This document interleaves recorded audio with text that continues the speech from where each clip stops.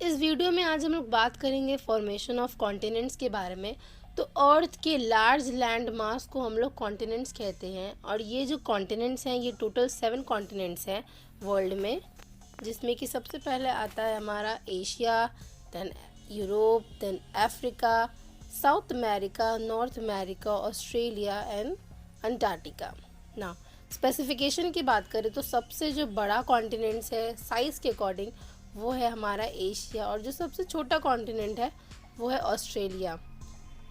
Now coming to the main point कि इनका formation कैसे हुआ है, क्या ये जो पोजीशन है ये पहले भी ऐसा था या फिर कुछ चेंजेस आए हैं इस प्रोसेस में।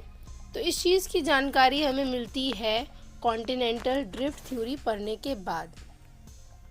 ये जो कॉन्सेप्ट है कि कॉन्टिनेंट्स एक जगह से दूसरे जगह फ्लोट करते हैं, उनका पोजीशन चेंज हुआ है पहले के मुताबिक, ये इस चीज़ की जानकारी हमें सबसे पहले अब्राहम ऑर्टेलियस ने दी थी 1596 में, और फिर यही कॉन्सेप्ट को थोड़ा सा और डेवलप करके एल्फ्रेड वेगनर ने इस कॉन्सेप्ट को प्रेजेंट किया 1912 में। के अकॉर्डिंग ये जो कॉन्टिनेंटल ड्रिफ्ट थ्योरी है इसमें उन्होंने ये बताया कि लगभग 250 मिलियन ईयर्स अगो एक तरह का सुपर कॉन्टिनेंट हुआ करता था जिसका नाम उन्होंने पैंजिया रखा।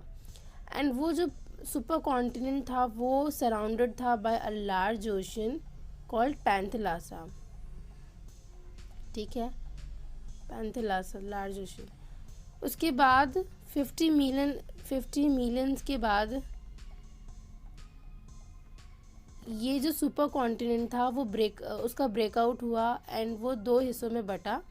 जो नॉर्दर्न साइड था उसका नाम उन्होंने अंगारा लैंड रखा, या फिर हम लोग लॉरेशिया भी कह सकते हैं, और जो सदर्न पार्ट था उसका उन्होंने नाम गोंडवाना लैंड रखा। ठीक है, ये जो अगर हम लोग सेपरेटली बात करें तो अंगारा लैंड जो था, अंगारा लैंड जो कंसिस्ट करता था जो कॉन्टिनेंट्स वो कंसिस्ट करते थे वो थे यूरोप, और most of the part Asia का कंटेन करता था। देन नॉर्थ अमेरिका, जो गोंडवाना पार्ट था उसमें आते थे हमारा India, peninsular India, then South America, then Australia, then Antarctica. ठीक है, उसके बाद ये जो गोंडवाना लैंड और जो अंगारा लैंड का धीरे धीरे और ज़्यादा डिसइंटीग्रेशन हुआ, और फिर वो लास्टली जितने भी कॉन्टिनेंट्स थे उन सब का फॉर्मेशन हो गया। ये जो कॉन्टिनेंट्स है उन सब का फॉर्मेशन हो गया। अगर हम लोग प्रोसेस वाइज देखें तो ये जो था हमारा ये सुपर कॉन्टिनेंट, इसमें आप देख सकते हैं कि ये पैंजिया को पूरा दर्शाया गया है। फिर डिसइंटीग्रेशन होता है और वो 2 भागों में बट जाते हैं, अंगारा लैंड और गोंडवाना लैंड में। फिर उसका डिसइंटीग्रेशन होता है और वो धीरे धीरे कॉन्टिनेंट्स का फॉर्मेशन होने लगता है। ये देखिए, कॉन्टिनेंट्स का फॉर्मेशन होने लगता है, और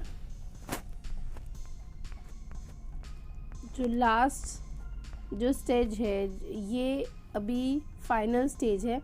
पूरी तरह से कॉन्टिनेंट का फॉर्मेशन हो चुका है, इसमें सारे जितने भी कॉन्टिनेंट्स हैं उसमें टोटल प्रॉपरली दिखाए गए हैं, और ये जो है ये अजम्पशन किया गया है कि आगे चलकर कुछ सालों बाद जो कॉन्टिनेंट्स होगा हमारा वो कुछ इस तरह से दिखेगा।